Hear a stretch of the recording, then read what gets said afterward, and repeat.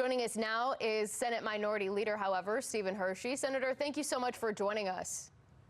Thanks, Mikenzie. So let's just talk right about what's driving this energy crisis right now. We know the state is importing some 40% of the energy. Is that really the biggest factor at this point? That certainly has to do with it, but what's really driving the energy crisis right now is the failed policy that the Democrats have been promoting for many, many years. And I had just written an op-ed that was in the Baltimore Sun that outlined a number of these different issues.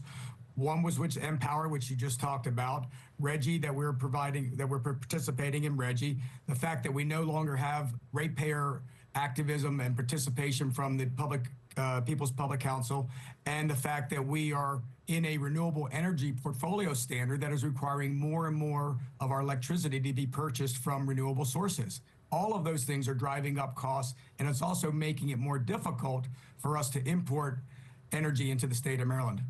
When it comes to these projections, we just heard from the Senate president talk a little bit about how this kind of came as a surprise up until this last summer when the auction happened. But how is it that the state was taken by this big of a surprise that the energy needs and the price impact would be this significant? Well, as we said, it shouldn't have been a surprise. It might be shocking on what the price was, but it should not have been a surprise. We've known for a very long period of time that as we continue to rely on intermittent power sources like solar, like wind, that we just would not be able to meet the reliability capacity that PJM strives for. So when Brandon Shores and Wagner shut down or asked to shut down, all of a sudden that became an issue. And those two closures are exactly what drove up the reliability auction. Now we're having to find a way to replace those. And that was the big concern that we had when this happened. And the Senate president has said that this was done by outside sources. Make no mistake, these plants closed because of the environmental atmosphere here in the Maryland General Assembly. Legislators have been against any type of fossil fuel generation for years, and they finally found the time, hey, it's time to get out. So now what do we have to do? Now we have to import more electricity from surrounding states through massive transmission projects. And that's the one you just mentioned as well, too. BGE was saying that this is about $800 million. The price just came in beginning of the week, $1.5 billion. That's going to have to be subsidized 100% by ratepayers. So these are the effects of poor policy that has been coming out of Annapolis for years and years. And that's really because there's nothing to say other than the environmental advocates are the ones that are dictating energy policy here in Annapolis, and the Democrats just refuse to stand up to them. I asked the governor before the State of Address what he wants to see done when it comes to this energy crisis, and he told me that he doesn't believe this should be done on the backs of ratepayers. What exactly does that mean, though? What do you as a Republican want to see Democrats do in terms of signaling and actual policy changes that would make it more friendly for more energy development in the state?